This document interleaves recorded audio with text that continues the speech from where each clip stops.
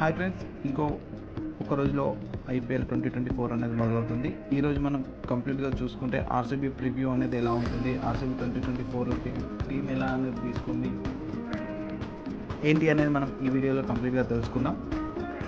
So టీంలో చూసుకుంటే ఎంతమంది ఉన్నారు అనేది చూసుకుంటే మీరు స్క్రీన్ పైన చూస్తే ఈ విధంగా టీం అనేది తీసుకోవడం జరిగింది. 2024లో వాళ్ళు చాలా చేంజెస్ అనేది కూడా చేయడం జరిగింది. కానీ మెయిన్గా ఆర్సీబీ వీక్నెస్ చూసుకుంటే బౌలింగ్ డెప్త్ అనేది లేదు కంప్లీట్గా.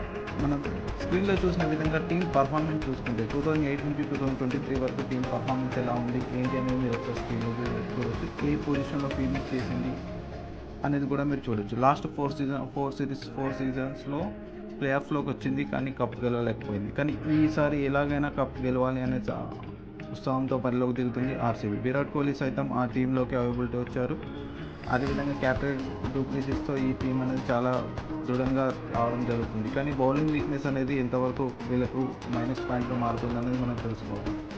ఇందులో చూసుకుంటే సిరాజ్ తప్ప మిగిలిన బౌలర్స్ ఎవరు అవైలబిలిటీలో లేరు. అందులో విధంగా ఎవరికి కూడా అంత ఫామ్లో కూడా లేరు. కానీ ఎంతవరకు ఆర్సీబీ వీళ్ళకి న్యాయం చేస్తుంది, ఎంతవరకు ఆర్సీబీ టీం కప్పు గెలవడానికి పోటీ చేస్తుంది అనేది కూడా చూడవచ్చు. రేపటి మ్యాచ్ చూసుకుంటే సిఎస్కే వర్సెస్ ఆర్సీబీ. ఇందులో చుపక్ స్టేడియంలో మ్యాచ్ అనేది జరుగుతుంది. మన ప్లేయింగ్ లెవెల్లో ఎవరు ఉంటారని చూసుకుంటే మీరు కామెంట్ చేయొచ్చు.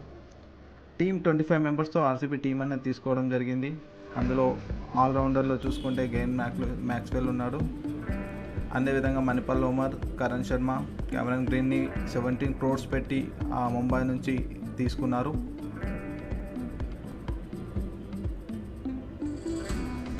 అంతేకాకుండా బ్యాటింగ్లో ఫ్యాబ్ డూప్లెసిస్, రజత్ పాటిదార్, విరాట్ కోహ్లీ, అంజున్ రావత్, దినేష్ కార్తిక్ వీళ్ళు ఉన్నారు.